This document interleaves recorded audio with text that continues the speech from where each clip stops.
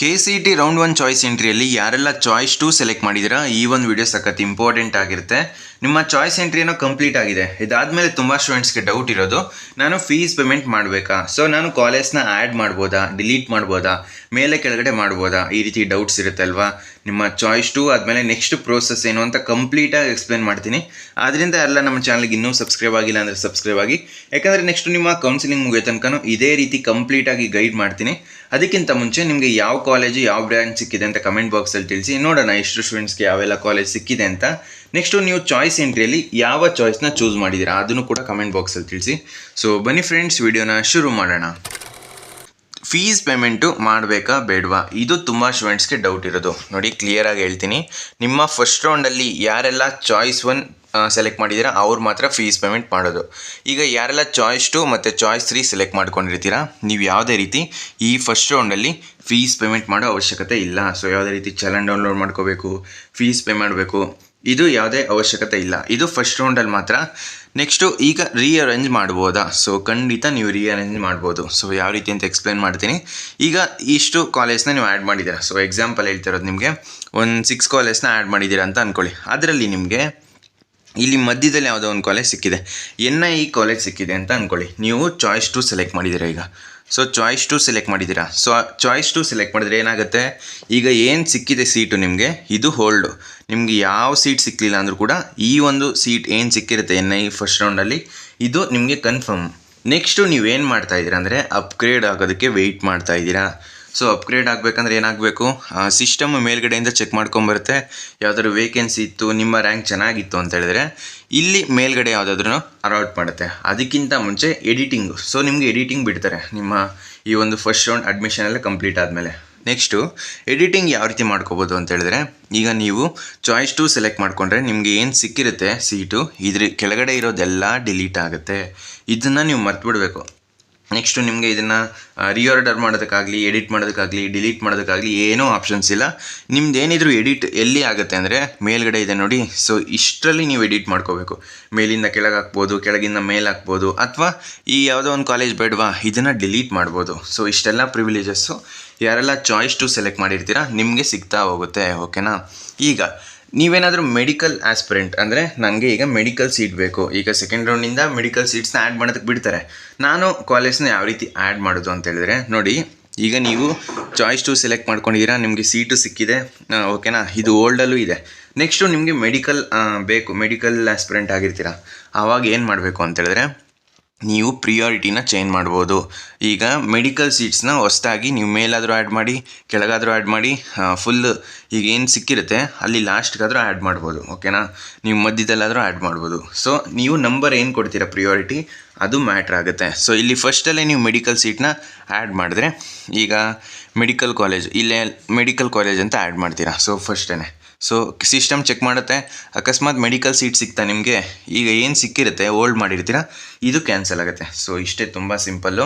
ನಿಮಗೆ ನೆಕ್ಸ್ಟು ಯಾವುದು ಬೇಕು ಅಂದರೆ ಯಾವ್ದು ಸಿಕ್ಕರೆ ಹೋಗೋದಕ್ಕೆ ರೆಡಿ ಆಗಿರ್ತೀರ ಅದನ್ನು ಮಾತ್ರ ನಿಮ್ಮ ಕಾಲೇಜ್ ಲಿಸ್ಟಲ್ಲಿ ಇಟ್ಕೊಳ್ಳಿ. ಸುಮ್ಮನೆ ಕನ್ಫ್ಯೂಷನ್ಸ್ ಮಾಡ್ಕೋಬೇಡಿ.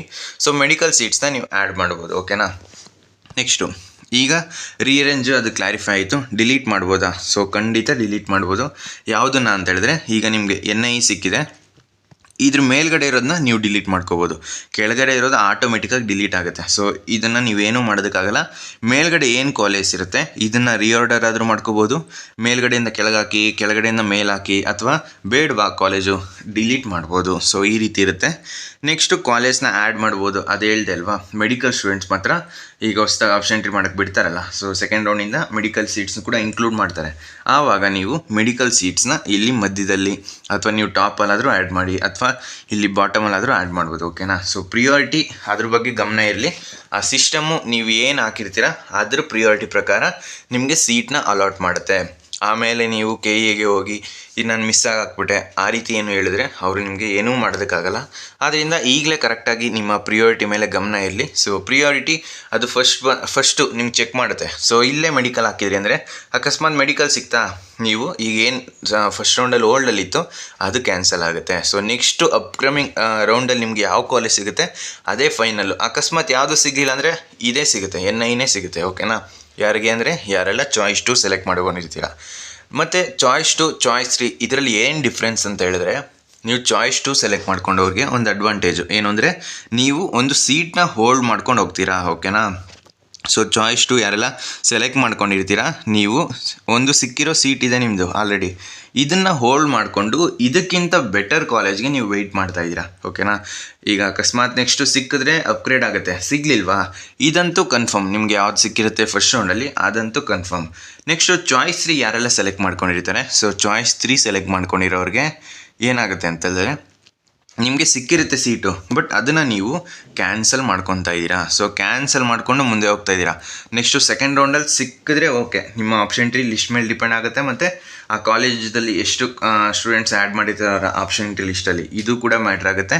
ಇದೆರಡು ಡಿಸೈಡ್ ಆಗೋದು ನಿಮಗೆ ನೆಕ್ಸ್ಟ್ ರೌಂಡಲ್ಲಿ ಸೀಟ್ ಸಿಗುತ್ತಾ ಇಲ್ವಾ ಅಂತ, ಓಕೆನಾ. ಮತ್ತು ಈ ವರ್ಷ ಸೀಟ್ಸ್ ಇನ್ಕ್ರೀಸ್ ಆಗಿದೆ, ಸೊ ಆಲ್ಮೋಸ್ಟ್ ಒಂದು 10,000 ಸೀಟ್ಸ್ ತನಕ ಇನ್ಕ್ರೀಸ್ ಆಗಿದೆ. ಅದೆಲ್ಲ ಮ್ಯಾನೇಜ್ಮೆಂಟ್ ಸೀಟ್ಸು, ಅದನ್ನು KEAಗೆ ಸರೆಂಡರ್ ಮಾಡಿದ್ದಾರೆ. ಆದ್ದರಿಂದ ಕೆಲವೊಂದಷ್ಟು ಸ್ಟೂಡೆಂಟ್ಸು, ಮೆಡಿಕಲ್ ಸ್ಟೂಡೆಂಟ್ಸು ಈಗ ಏನು ಮಾಡಿರ್ತಾರೆ ಅಂತ ಹೇಳಿದ್ರೆ ಇಂಜಿನಿಯರಿಂಗ್ ಸೀಟ್ನ ಬ್ಯಾಕಪ್ಪಾಗಿ ಇಟ್ಕೊಂಡಿದ್ದಾರೆ. ಯಾವಾಗ ಈಗ ಫಸ್ಟ್ ರೌಂಡ್ ಆಪ್ಷನ್ ಟ್ರೀಲಿ ಮೆಡಿಕಲ್ ಆಪ್ಷನ್ ಟ್ರೀ ಮಾಡೋದಕ್ಕೆ ಬಿಟ್ಟಿರಲಿಲ್ಲ ಮೆಡಿಕಲ್ ಸೀಟ್ಸ್ನ, ಆವಾಗ ಏನು ಮಾಡಿದ್ರು ಅವರು ಇಂಜಿನಿಯರಿಂಗ್ ಸೀಟ್ನ ಬ್ಯಾಕಪ್ಪಾಗಿ ಇಟ್ಕೊಂಡ್ರು. ಆವಾಗ ಏನಾಯಿತು, ಪ್ಯೂರ್ ಇಂಜಿನಿಯರಿಂಗ್ ಆಸ್ಪಿರೆಂಟ್ಗೆ ಸಿಗಬೇಕಾಗಿದೆ ಸೀಟು, ಮೆಡಿಕಲ್ ಸ್ಟೂಡೆಂಟ್ಸ್ಗೂ ಕೂಡ ಅದು ಅಲಾಟ್ ಆಗಿದೆ. ಸೊ ಆದ್ದರಿಂದ ಯಾವುದೇ ರೀತಿ ಟೆನ್ಷನ್ ಬೇಡ. ಸೊ ಕಟ್ ಆಫು ಫಸ್ಟ್ ರೌಂಡ್ಗೂ ಸೆಕೆಂಡ್ ರೌಂಡ್ಗೂ ಇನ್ಕ್ರೀಸ್ ಆಗುತ್ತೆ, ಸೊ ಏನು ವರಿ ಮಾಡ್ಕೋಬೇಡಿ. ಬಟ್ ನಿಮ್ಮ ಆಪ್ಷನ್ ಟ್ರೀ ಲಿಸ್ಟ್ ಮೇಲೆ ನಿಮಗೆ ನಂಬಿಕೆ ಇರಬೇಕು, ಓಕೆನಾ. ಸೊ ಇನ್ನೂ ಕೆಲವೊಬ್ರು ಕೇಳ್ತಾರೆ, ಈಗ ಇಷ್ಟು ಒಂದು 3 ಕಾಲೇಜ್ನ ಆ್ಯಡ್ ಮಾಡಿದ್ದೀರಾ ಅಂತ ಅಂದ್ಕೊಳ್ಳಿ. ಸೊ ಇದೊಂದು ಎಕ್ಸಾಂಪಲ್, ನಿಮಗೆ ಈ ರೀತಿ ಕಾಲೇಜ್ನ ಆ್ಯಡ್ ಮಾಡಿದ್ದೀರಾ. ಸೊ ನನಗೆ ಈಗ ಅವ್ರು ಕೇಳ್ತಿರೋ ಡೌಟ್ ಏನು ಅಂತ ಹೇಳಿದ್ರೆ, ನನಗೆ ಫಸ್ಟ್ ಕಾಲೇಜ್ ಸಿಕ್ಕಿದೆ, ನಾನು ಚಾಯ್ಸ್ 2 ಸೆಲೆಕ್ಟ್ ಮಾಡ್ಬೋದಾ? ಸೊ ಚಾಯ್ಸ್ 2 ಸೆಲೆಕ್ಟ್ ಮಾಡ್ಬೋದು. ನೀವೇನಾದರೂ ಮೆಡಿಕಲ್ ಆಸ್ಪಿರೆಂಟು ಅಥವಾ ಈಗ ಲೇಟಾಗಿ ಯಾವ್ದಾದ್ರು ಆಪ್ಷನ್ ಟ್ರೀ ಎಂಟ್ರಿ ಮಾಡೋಕ್ಕೆ ಬಿಡ್ತಾರೆ ನೋಡಿ ಕಾಲೇಜ್ನ ಹೊಸದಾಗಿ, ಆ ಒಂದು ಕೇಸಲ್ಲಿ ಮಾತ್ರ ನಿಮ್ಗೆ ಅಡ್ವಾಂಟೇಜ್ ಆಗುತ್ತೆ.